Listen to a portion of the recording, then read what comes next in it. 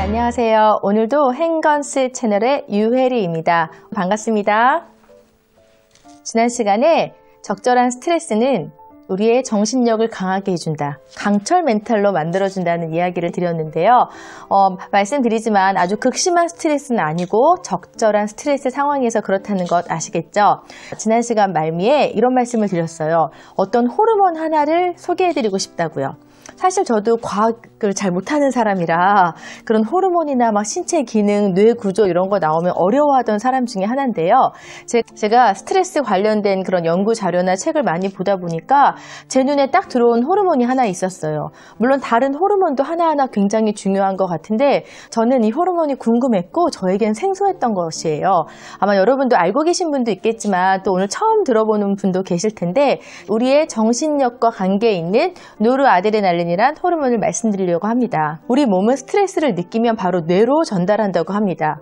그러면 뇌에서는 그 정보를 입수해서 아주 다양한 호르몬을 분비시키는 거죠. 이 노르아드레날린은 주의와 충동 부분에 관련된다고 합니다. 우리의 심박수 증가와 그 다음에 분노의 감정과 연결되어 있어서 이 노르아드레날린을 분노의 호르몬이라고 부른다고 합니다. 스트레스 상황이 발생하면 우리 신체를 지키기 위해서 다양한 조치를 빨리 취한다고 하는데요. 우리 신장 위쪽에 부신이란 기관이 있는데 그 부신에서 발생해서 우리 혈액으로 방출되는 것이라고 합니다. 그렇다면 이 노르아드레날린과 우리의 정신 건강과의 관계를 딱 3가지로 말씀드리겠습니다. 첫 번째, 노르아드레날린은 생존 호르몬이라고도 부릅니다. 응급 상황이 발생하면 대처하는 기능을 해준다고 하는데요. 위기, 두려움, 불안, 도피 또는 투쟁 이러한 반응에 대해서 우리 몸을 전투태세로 만들어주기 때문에 생존 호르몬이라고 부릅니다. 예를 들어 여러분께서 횡단보도를 건너고 계신데 그때 갑자기 자동차와 부딪힐 뻔했어요. 그 자동차 경적 소리 때문에 막 놀랐던 경험이 있으실 거예요. 그럴 때 심장이 빨리 뛰고 막 손에 땀이 나고 입이 바짝바짝 마르면서 어떻게 할지 몰랐던 상황이 있으시죠. 그런 신체적인 작용을 하게 하는 것이 바로 이 노르아드레날린입니다. 때론 충동적이지만 우리 몸을 방어해주는 역할을 하는 것이지요. 이런 이유로 노르아드레날린을 생존 호르몬이라고 부르는데 일상의 위험에서 우리를 지켜주는 작용을 하는 거예요. 경계심과 조심성을 갖기도 하고요. 생존 능력과 관계된 중요한 호르몬이죠. 그러니까 우리 뇌에서 우리를 지켜주도록 만드는 것입니다. 두 번째, 감정 조절에 관계하는 호르몬입니다. 여러분 즐겁거나 기쁘거나 또는 슬프거나 화나거나 괴롭거나 하루에도 몇 번씩 이런 감정이 오르락 내리락 거리는데요. 대부분 사람들이 많이 그럴 수 있습니다. 만약에 어떤 이유 없이 어떤 한 방향으로만 계속 감정이 흘러가게 되면 바로 문제가 되는 것이죠. 예를 들어 우리가 힘든 일이 있거나 슬픈 일이 있을 때 우울한 감정은 당연한 겁니다. 그런데 정당한 이유 없이 우울의 깊은 터널에서 빠져나오지 못하는 것은 병적인 증상이죠. 이럴 때 노르아드레날린은 정상적인 활동을 돕는다고 합니다.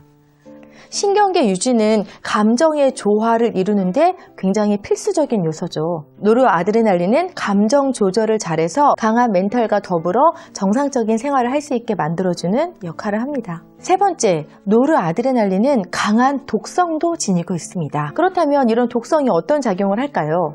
생각보다 독성이 강하다고 하는데 우리가 화를 어떻게 크게 낸 이후에 두통과 어지러움, 복통의 증상 등으로 신체적으로 나타날 때가 있죠. 그것이 바로 그런 강한 스트레스가 우리 몸에 주는 독성을 보여주는 것이라고 할 수 있는데요. 우리 신체 건강을 해칠 수 있죠.